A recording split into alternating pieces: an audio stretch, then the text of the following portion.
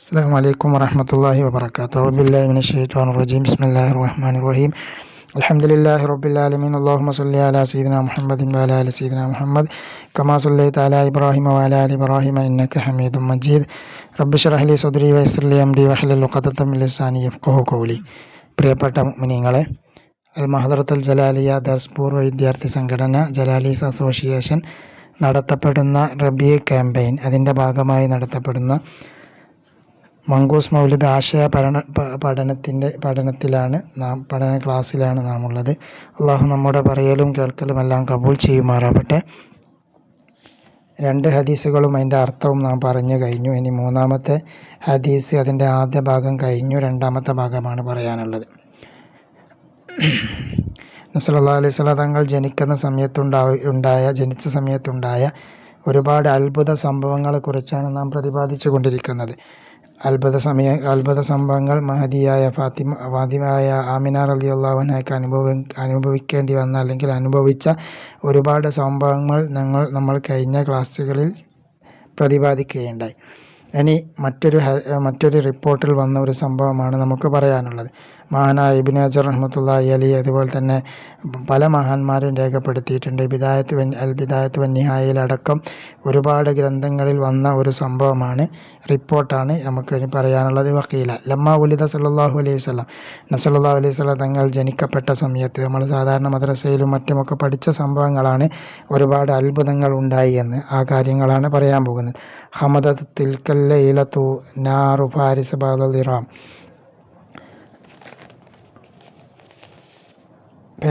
പേർഷ്യക്കാർ ആരാധിച്ചിരുന്ന തീ, ആ തീ കെട്ടുപോയി. ആ തീ ബാദൽ ഇറാം, അത് എരിഞ്ഞ് കത്തിയിരുന്നു, നല്ലോണം എരിഞ്ഞ് കത്തി, വളരെ നല്ല രീതിയിൽ കത്തിക്കൊണ്ടിരുന്ന ആ തീ ആ രാത്രിയിൽ കെട്ടുപോയി. പേർഷ്യക്കാർ ആരാധിച്ചിരുന്ന തീ, മജൂസികളായ ആളുകളായിരുന്നു അവർ, തീനെ ആരാധിക്കുന്ന ആളുകളായിരുന്നു. കാലങ്ങളോളം കത്തിക്കൊണ്ടേയിരുന്ന, രാത്രിയിലും പകലിലും കെടാതെ കത്തിക്കൊണ്ടിരുന്ന തീ, ആ തീ കെട്ടുപോയി. വലം തക്കുൻ ഹമദത്ത് കബല ദാലിക ബി അൽഫി ആം, 2000 വർഷങ്ങളോളം അത് കെട്ടിട്ടില്ലായിരുന്നു. അപ്പോൾ 2000 വർഷങ്ങളോളം കത്തിക്കൊണ്ടേയിരുന്ന തീ അത് കെട്ടുപോയി. മറ്റൊരു റിപ്പോർട്ടിൽ 1000 വർഷം എന്നുണ്ട്. നേരത്തെ പറഞ്ഞതുപോലെ ഇവിടെ 2000 വർഷം 1000 വർഷം എന്നൊക്കെ റിപ്പോർട്ടുകളിൽ വ്യത്യാസമുള്ളത് അതൊരു വർഷത്തെ സൂചിപ്പിക്കാൻ വേണ്ടിയിട്ടല്ല. നമ്മൾ 1900 എന്നൊക്കെ പറയുന്നത് പോലെ ദീർഘകാലം കെടാതെ കത്തിക്കൊണ്ടിരുന്ന തീ അത് കെട്ടുപോയി. മജൂസികളായ ആളുകൾ ആരാധിച്ചിരുന്ന, അവർ തീക്ക് വേണ്ടി പ്രത്യേക എണ്ണകളും വിറകുകളൊക്കെ നേർച്ചയാക്കി കൊടുത്തിരുന്നു. അവരുടെ വിശ്വാസം ആ തീ ഒരു കാലാവസാനം വരെ നിലനിൽക്കുമെന്നും അത് കെടുകയില്ല എന്നുമായിരുന്നു അവരുടെ വിശ്വാസം. ആ വിശ്വാസത്തെ തകർത്തുകൊണ്ട് ശരീഅത്ത് വരാൻ വേണ്ടിയും നബി സല്ലല്ലാഹു അലൈഹി വസല്ലം തങ്ങളുടെ ആ ശരീഅത്ത് ഇവിടെ വ്യാപിക്കുമെന്നതിൻ്റെ സൂചകമായിട്ട് ആ തീ കെട്ടുപോവുകയായിരുന്നു ചെയ്തിരുന്നത്. പിന്നെ മറ്റൊരു സംഭവം നടന്നത് വർത്തജ ഈവാനു കിസ്റയിലെ കൊട്ടാരം അത് വിറക്കുകയുണ്ടായി. ആ രാത്രിയിൽ കിടുകിട വിറക്കുകയുണ്ടായി. വസക്കത്തത്ത് മിന്നു 14 ഷുറുഫ, അതിൽ നിന്ന് 14 തായ്ക്കുടങ്ങൾ അത് നിലം പതിക്കുകയുണ്ടായി. 14 തായ്ക്കുടങ്ങളുള്ള വലിയ കൊട്ടാരമായിരുന്നു കിസ്റ കൊട്ടാരം. ആ കൊട്ടാരം അവിടെ വിറക്കുകയും ആ 14 തായ്ക്കുടങ്ങളും അത് നിലം പതിച്ച് പൊളിഞ്ഞു വീഴുകയുണ്ടായി. വലിയ ശബ്ദത്തോടു കൂടിയായിരുന്നു അത് വീണിരുന്നത്. അതിൻ്റെ അടയാളം 14 തായ്ക്കുടങ്ങൾ അവർ ഉണ്ടാക്കി വെച്ചു. ആ 14ഉം തകരാനുള്ള കാരണം, അന്ന് അവിടെ ഉണ്ടായിരുന്ന ഭരണാധികാരിക്ക് ശേഷം 14 ഭരണാധികാരികൾ കടന്നുപോയിരുന്നു. ആ 14 ഭരണാധികാരികളുടെ ശേഷം അവിടെ ഇസ്ലാമിക ഭരണം എത്തുകയും അത് ഇസ്ലാമിൻ്റെ കീഴിൽ വരികയും ചെയ്തിട്ടുണ്ട്. അപ്പോൾ ഈ 14 തായ്ക്കുടങ്ങളും കടകുത്തി വീണ് തകർന്നു എന്നതിൻ്റെ സൂചകം ആ 14 ഭരണാധികാരികൾക്ക് ശേഷം അത് ഇസ്ലാമിക രാഷ്ട്രമായി അല്ലെങ്കിൽ ഇസ്ലാമിൻ്റെ കീഴിൽ വരുമെന്നും അത് ഇസ്ലാമിക ശരീഅത്ത് അവിടെ വ്യാപിക്കുമെന്നൊക്കെ അർത്ഥം വെക്കുന്നുണ്ട്. മറ്റൊരു സംഭവമായിരുന്നു, പ്രധാനപ്പെട്ട സംഭവമാണ് വഗാലത്ത് ബുഹൈറത്തു സാവ തടാകം. ആ സാവ തടാകം വറ്റി വരണ്ടു, ഒരിക്കലും വറ്റുകയില്ല എന്ന് വിശ്വാസമുള്ള ഒരു തടാകമായിരുന്നു സാവ തടാകം. ഇറാഖിലെ ഹംദാൻ എന്നീ 2 പ്രദേശങ്ങൾക്കിടയിൽ നിന്നിരുന്ന ഒരു ബുഹൈറത്ത്, ഒരു ചെറിയ തടാകമായിരുന്നു അത്. നിറയെ വെള്ളമുള്ള ഒരു ചെറിയ തടാകങ്ങൾ. അവർ അവരുടെ കപ്പലുകളൊക്കെ കയറ്റി വെച്ചിരുന്ന അന്നുണ്ടായിരുന്ന ജലമാർഗത്തിന് ഉപയോഗിച്ചിരുന്ന വാഹനങ്ങൾ അതൊക്കെ അവർ കയറ്റി വെച്ചിരുന്ന ഒരു പ്രത്യേക സ്ഥലമാണ്. അവിടെയുള്ള വെള്ളം വറ്റിപ്പോവുകയില്ല എന്ന് അവരുടെ വിശ്വാസം ഉണ്ടായിരുന്നു. ആ വിശ്വാസം ഇല്ലാതാക്കിക്കൊണ്ട് അവിടെ ആ തടാകം വറ്റുകയുണ്ടായി. അതേപോലെ തന്നെ വാസ്ബാത്ത് അസ്നാമു ദുനിയ കുല്ലുഹ മങ്കൂസ, ദുനിയാവിലുണ്ടായിരുന്ന മുഴുവൻ ബിംബങ്ങളും തലകുത്തി നിന്നു. അതിൻ്റെ കാല് മുകളിലേക്കും അതിൻ്റെ തല അടിയിലേക്കുമായിട്ട് അത് നിലം പതിച്ചു വീഴുകയുണ്ടായി.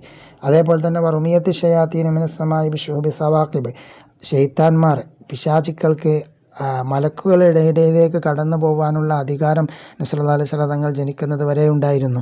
മലക്കുകളുടെ ഇടയിലേക്ക് പോയിക്കൊണ്ട് ആ മലക്കുകൾ പറയുന്ന ചർച്ച ചെയ്യുന്ന കാര്യങ്ങൾ, അള്ളാഹു പ്രത്യേക ഡ്യൂട്ടികൾ പ്രത്യേക കാര്യങ്ങൾ മലക്കുകളെ ഏൽപ്പിക്കും.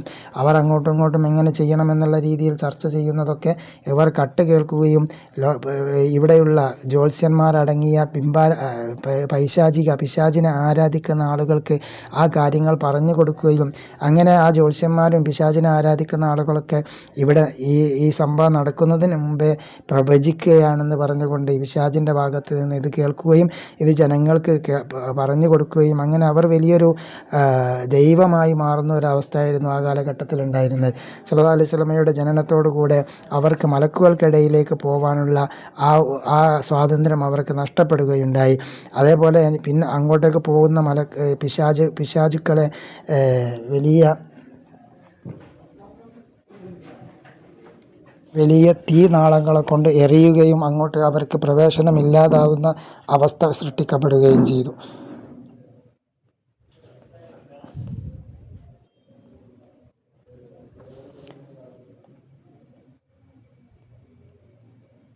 വമ്പജല സുബുൽ ഹക്ക്,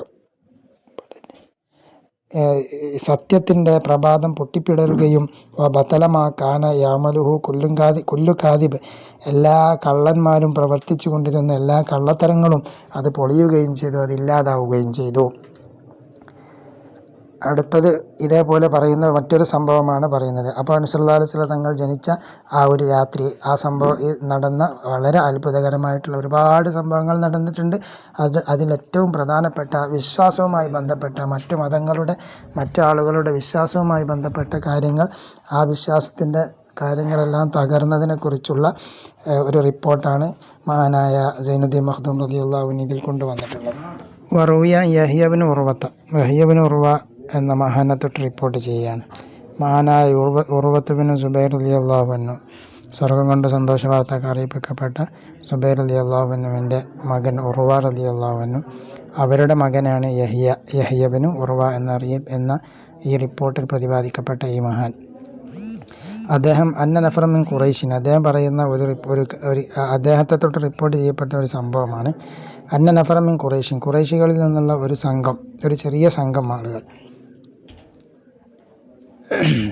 കാനു ഇന്ദ സനമി മിൻ അസ്നാമീൻ, അവർ അവരുടെ ബിംബത്തിൻ്റെ അരികിലായിരുന്നു. അപ്പോൾ ഒരു ഖുറൈശിൽപ്പെട്ട ഒരു സംഘം ആളുകൾ അവരുടെ ബിംബത്തിൻ്റെ അടുക്കൽ ഇങ്ങനെ ഒരുമിച്ച് കൂടി. കദി തഹദു ദാലിക്കൽ യൗമ ഈദ മിൻ അയ്യാമീൻ, ആ ദിവസം അവർ ഒരു ആഘോഷമാക്കിയിരുന്നു. അവർ ബിംബത്തിന് മുമ്പിൽ ഒരുമിച്ച് കൂടിക്കൊണ്ട് അവരുടെ പ്രാർത്ഥനകളും അവരുടെ എല്ലാ കാര്യങ്ങളും ചെയ്യുന്ന ഒരു ആഘോഷ ദിവസമായിരുന്നു. യൻഹറൂന ഫീൽ ജസൂർ, ആ ദിവസങ്ങളിൽ അവർ ഒട്ടകത്തെ അറുക്കും.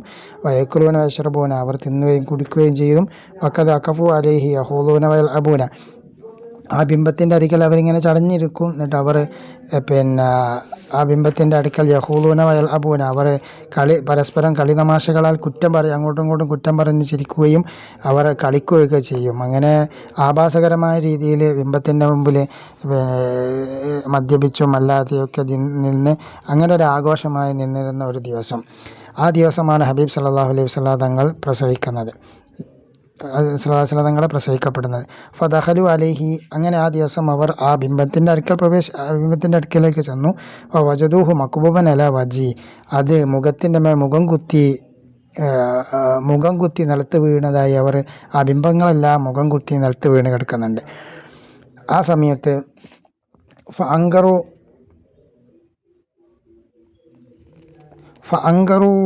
ഇന്ദ ദാലിക അലൈഹി, ഈ സംഭവം അവർ ആരാധിച്ചിരുന്ന ആ ബിംബങ്ങൾ ഇങ്ങനെ മുഖം കെട്ടി വീഴുന്നത് അവർക്ക് വളരെ മാനസികമായിട്ടുള്ള പ്രയാസം ഉണ്ടായി. ഫറുദ്ദുഹു ഇലാ ഹാലി, അങ്ങനെ അത് ആദ്യത്തെ അവസ്ഥയിലേക്ക് തന്നെ ഇങ്ങനെ എടുത്ത് നേരെ വെച്ചു. അങ്ങനെ ആ സമയത്ത് വങ്കലബ ഇൻകലാബ സാഹിരീൻ വീണ്ടും അതെന്ത് ചെയ്യാണ്, ഇങ്ങനെ മുഖം കുത്തി നിലത്തേക്ക് തന്നെ വീഴുകയാണ്.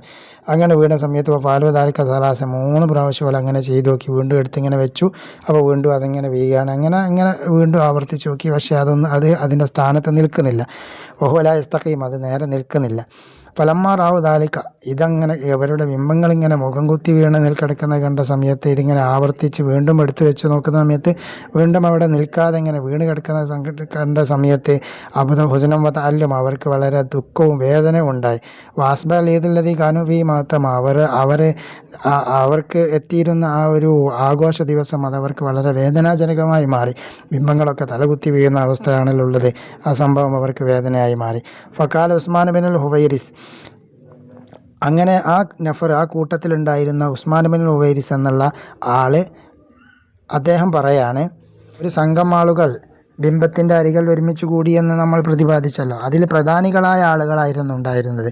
ഒന്ന് നേരത്തെ പറഞ്ഞ ഉസ്മാൻ ബിൻ ഹുവൈരിസ് എന്ന് പറയുന്ന ആൾ, രണ്ടാമത്തത് വറഖത്ത് ബിൻ നൗഫൽ എന്ന് പറയുന്ന വളരെ പ്രശസ്തമായിട്ടുള്ള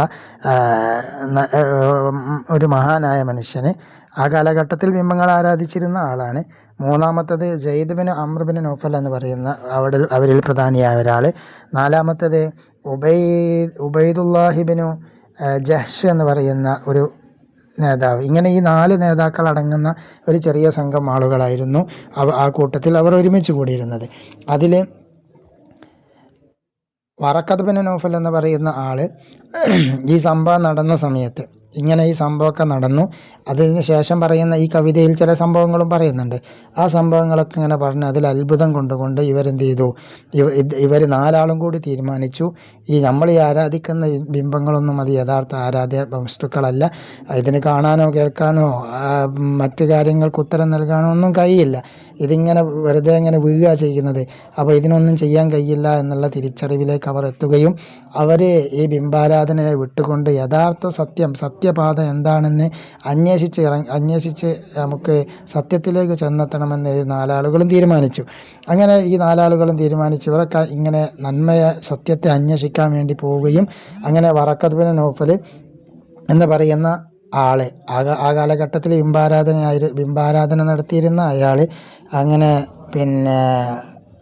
ഒരുപാട് സ്ഥലങ്ങളിൽ സത്യത്തെക്കുറിച്ച് ഇങ്ങനെ അന്വേഷിക്കുകയും അവസാനം ആ കാലഘട്ടത്തിൽ നല്ല രീതിയിൽ ജീവിച്ച ഒരു ക്രൈസ്തവ പണ്ഡിതനായി അദ്ദേഹം മാറുകയും വേദങ്ങളെക്കുറിച്ചും വേദങ്ങളിലുള്ള കാര്യങ്ങളെക്കുറിച്ച് വളരെ ആഴത്തിൽ പഠനം നടത്തുകയും അങ്ങനെ ഒരു നല്ല സത്യത്തിലുള്ള ആ കാലഘട്ടത്തിൽ ഉണ്ടായിരുന്ന ശരീഅത്തനുസരിച്ച് ജീവിക്കുന്ന ഒരു നല്ല ക്രിസ്ത്യാനിയായി അദ്ദേഹം ജീവിക്കുകയും ചെയ്തു. സല്ലല്ലാഹു അലൈഹി വസല്ലം തങ്ങളോട് വറഖത്ത് ബിൻ നൗഫലിനെ കുറിച്ച് ചോദിച്ച സമയത്ത് സല്ലല്ലാഹു അലൈഹി വസല്ലം തങ്ങൾ പറഞ്ഞ ഒരു ഹദീസ് പറയുന്നുണ്ട്. അദ്ദേഹം വെള്ള വസ്ത്രം ധരിച്ചുകൊണ്ട് പോകുന്നത് ഞാൻ കണ്ടിട്ടുണ്ട്, അദ്ദേഹം സ്വർഗത്തിന് അവകാശിയാണ് എന്നൊക്കെ പറയുന്ന ഒരു ഹദീസ് നമുക്ക് കാണാം. അപ്പോൾ അദ്ദേഹം ഒരു നല്ല മനുഷ്യനായിരുന്നു.